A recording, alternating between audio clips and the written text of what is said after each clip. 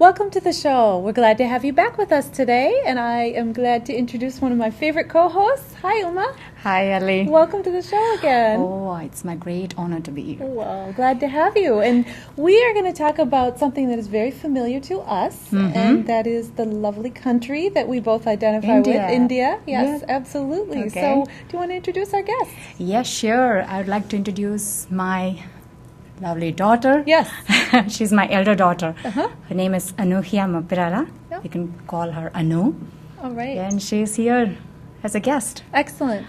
Hi, Anu. Welcome to the show. Thank you. I'm glad to be here. Always happy to have you. And our second guest is Kusum Gosain. Welcome, Kusum. Thank you so much for having me. Yeah, and you are the president of the India Association of Minnesota. Yes, that's correct. Right. So we are actually going to talk about living in the U.S. and our experience as Indian American women living here. But before we do that, Kusum, why don't you tell us about the association? Sure. India Association of Minnesota has been around here for a really long time. I've been associated with the association for the last 3 or 4 years. Okay. I started out as a volunteer, and I really like this association for the work they do. And so I got actively involved, and now I was on the board for the first 3 years. And now I'm the president. It's a nonprofit organization, and basically the idea is to disseminate the information to Minnesota and bring India and Minnesota together and kind of build a cohesive society. So that's what we do. We do a lot of events. Our biggest event, which we're going to talk a little bit about, India Fest, which is a celebration of Indian Independence Day.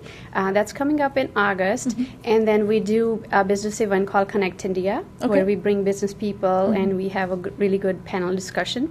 And we're here doing a lot of other charity events with other regional organizations from here in Minnesota. And, year round, there are many events. People can find more information on our website, which is www.iamn.org. So I guess we'll talk more about that. What motivated you to become executive director? I was a little hesitant because, we all have our lives and work and family, and you know how life goes. So I was like, okay, I attended an event. I went there. I really liked what they were doing. I attended one of the picnics where I made a lot of friends, and they were very friendly people and very down to earth. Like, no, it didn't feel like, a threatening organization or environment where, you wouldn't be able to practice, your leadership skills. So I was like, no, I think I would just volunteer. So that's how I think most of us start. I volunteered. I really liked it. And then, one thing I learned is that, we can complain as much as we want, but if you want to make a change, you have to actively get involved. We could say, why are you not doing this? Why are you not doing this? I was like, why can't we? It should be us. Right. So that's how I feel it. If we want to make a change, I think we have to contribute. We have to make that change happen. That's how I got involved. Isn't it very famous true. Gandhi who says, be the change in the world? If you want to Is that see right? the change, That yes. you want to see, right? It's easy to pinpoint, Right. But rather than, it's hard to do. So It's easy to. you say that you really like what the organization does. So what is it exactly about the organization that you like what they do?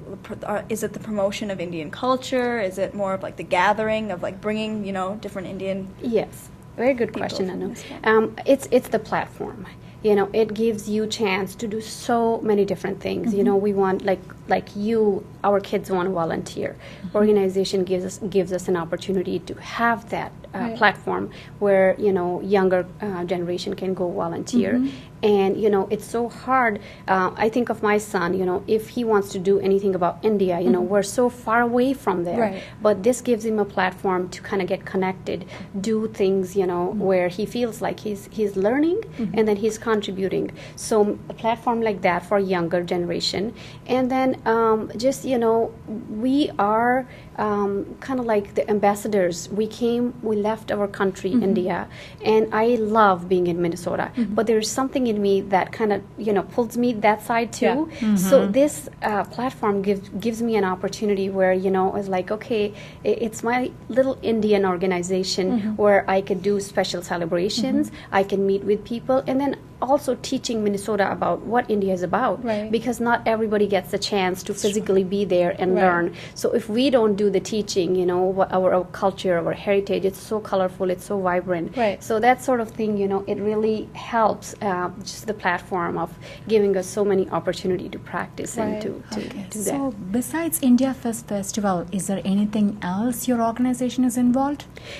Actually, we used to do 3 big events, and one is the Connect India, which I said is more like a business event, where we bring several corporations, organizations around Minnesota. They come and we have a topic every year. Like this early year, we had our Connect India event where we're kind of talking about the medical health industry and bringing Minnesota and India together. So that was one event where about 200 to 300 people attend, and we call many key people. Actually, our ambassador, or I should say, Consul General from Chicago was here as a keynote speaker. Mm-hmm. So that's one event. And then I'm sure you all are familiar with Festival of Nations. That's a huge event in Minnesota. Oh, yeah. So India Association has been part of the Festival of Nations for many years, and that's one event we look forward to. We do have our food cafe. We do participate in cultural events, and and the exhibit booths where we're trying to teach about India. So that's another event where year to year we participate.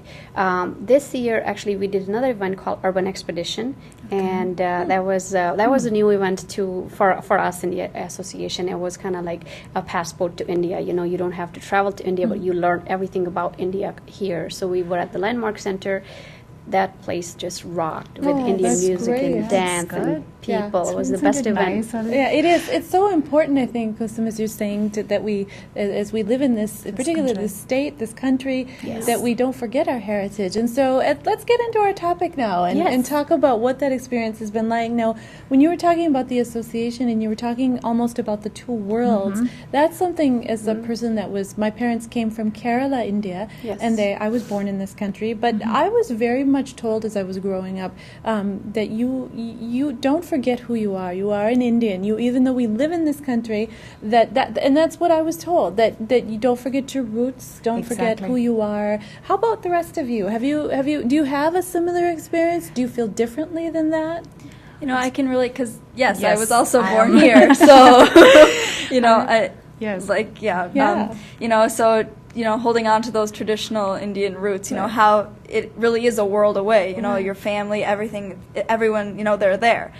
For me, it's hard. I remember because when I talk to my friends, they have their grandparents, their relatives, they're all here, so they all have these family events, and that's why I think organizations like this are really helpful because Yes. it really preserves that culture because you have a place to express it, because you don't have your grandparents, your relatives all the time to be there with you to express that, and it's a really nice way to stay, with your culture. And I guess when you go to school, you go to all these things. I just it can kind of get away from you, and you realize that sometimes you might be turning a little bit too much into an American girl. Right.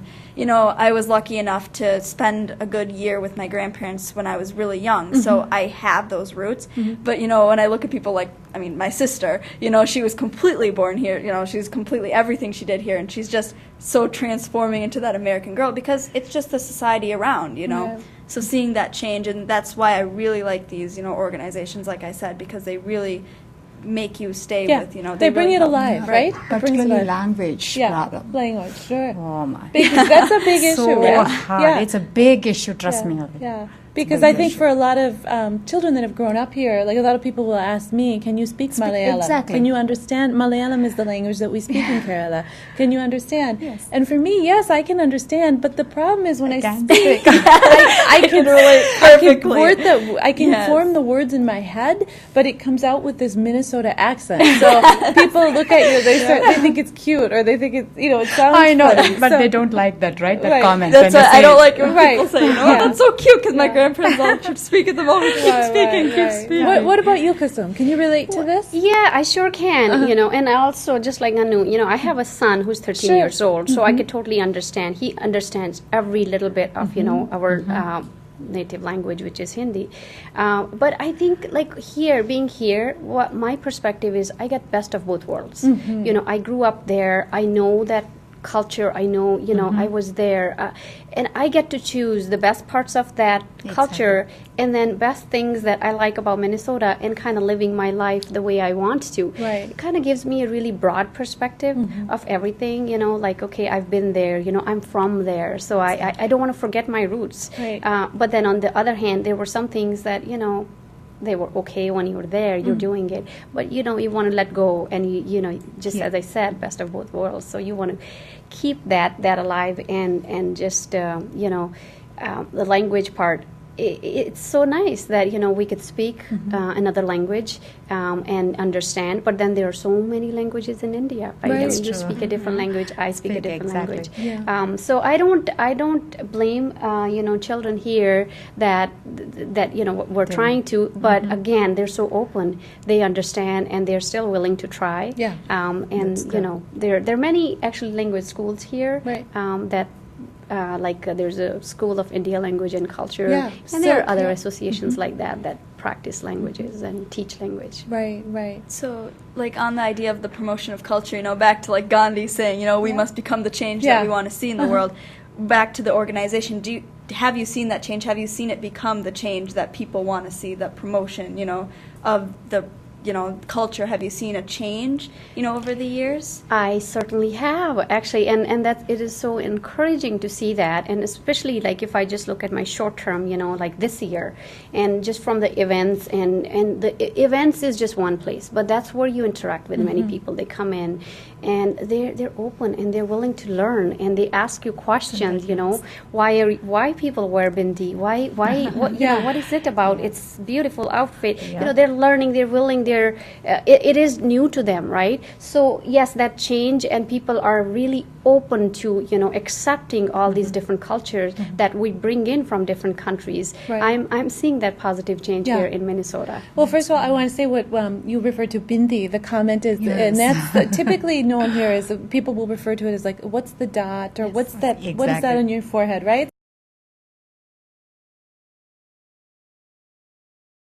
Is from it's like makeup. It's like a decorative piece. Throughout India, that may vary. But anybody else have a different perspective on a bindi?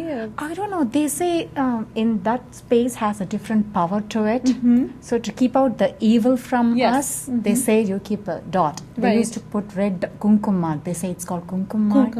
It takes away the evil thoughts from you, or evil powers away from you. That's Like what a red it powder. used to be. Yeah. That's because it's called a... There's a name for it. I don't remember now, but it's called a very powerful spot. That's why they put a dot over there. Okay, so different meanings throughout the culture. Yeah, absolutely. Yeah. For us, it's just as you said, it's a makeup. It looks pretty. Yeah, and it goes with your outfit. Right. And now it's change, I mean, originally it was just a religious symbol almost, the red dot, and then it's changed to all sorts of different patterns and all sorts of things to fit the modern Bollywood style. Yeah, we get asked a lot about that, I think, on what that means. So, yeah. And one more thing on your website, I saw the Student Fellowship Award. What does that mean? Very good question. So, as I said, there was an event coming up, India Fest, and it is Indian Independence Day celebration on August 11. It's at the State Capitol grounds from 12 o'clock to 6 o'clock. And one of the key highlights of this event is we present two students from senior, in their senior year high school, going into college with the fellowship award. And each one is $1,000. And it basically, looks at how these students have done in their academic, but not just the academic. What else are they doing? Volunteering, are they contributing to the community, participating in Indian organizations, different regional organizations are here too, apart from India Association. So yes, every year we award two student fellowship awards at that event. That's a key part of it. Yeah. All right. Well, this has been a great conversation. And Kusum, then Anu, thank you so much for being with us today, and all the best for the event and all. Thank you so much. I hope to see you and everybody else there. We're expecting about 10,000 people, so please. My goodness. It's going to be a big one. Turnout before, right? Yeah, it was a lot of fun. Yeah, it is was a really good time. hot last time. Last year we performed. Looking for ice cream half the time. Ice cream will be there, so please And be maybe there. mango ice cream? Oh, mango. That's a typical Indian flavor, right? I know. Ooh, too good.